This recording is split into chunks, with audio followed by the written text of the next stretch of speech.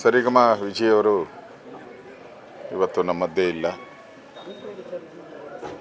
ಚಲನಚಿತ್ರ ರಂಗದಲ್ಲಿ ಮತ್ತು ನಾಟಕ ರಂಗದಲ್ಲೂ ಕೂಡ ಹೆಸರುವಾಸಿ. ಸರಿಗಮ ಅವ್ರಿಗೆ ಹೆಸರು, ಆ ಸರಿಗಮ ಅನ್ನೋದು ಅವರ ನಾಟಕದಿಂದ ಬಂದಂಥ ಹೆಸರು.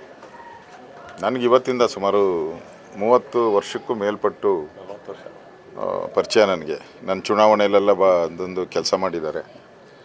ಸೊ ಅವ್ರಿಗೆ ಆ ಸಂದರ್ಭದಲ್ಲಿ ಕನ್ನಡ ರಾಜ್ಯೋತ್ಸವ ಪ್ರಶಸ್ತಿನೂ ಕೂಡ ನಾನೇ ರೆಕಮೆಂಡ್ ಮಾಡಿದ್ದೆ ಅವಾಗ.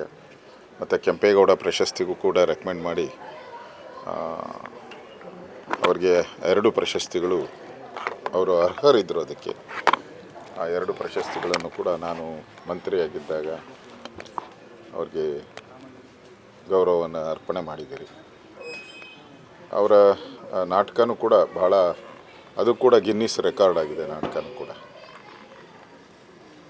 ಒಳ್ಳೆ ಕಲಾವಿದ, ಹಾಸ್ಯ ಕಲಾವಿದ.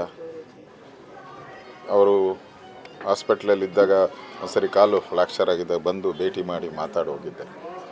ಆದರೆ ಇವತ್ತು ಕಳೆದ 1 ವಾರದಿಂದನೂ ಕೂಡ ಅವರು ಆರೋಗ್ಯ ಸರಿ ಇಲ್ಲದೆ ನ್ಯೂಮೋನಿಯಾ ಆಗಿ ಮಲ್ಟಿಪಲ್ ಆರ್ಗನ್ ಫೇಲ್ಯೂರ್ಸ್ ಆಗಿ ಅವರು ತೀರ್ಕೊಂಡಿದ್ದಾರೆ. ಭಾಳ ದುಃಖ ಆಗಿದೆ. ಒಬ್ಬ ಕನ್ನಡ ಚಿತ್ರರಂಗಕ್ಕೆ ಮತ್ತು ನಾಟಕ ರಂಗಕ್ಕೆ ಅವ್ರದ್ದೇ ಆದಂಥ ಒಂದು ಹೆಸರನ್ನು ಮಾಡಿದರು. ಅವರು ಇವತ್ತು ನಮ್ಮ ಮಧ್ಯೆ ಇಲ್ಲದೆ ಇರತಕ್ಕಂಥದ್ದು ದುಃಖ ತಂದಿದೆ.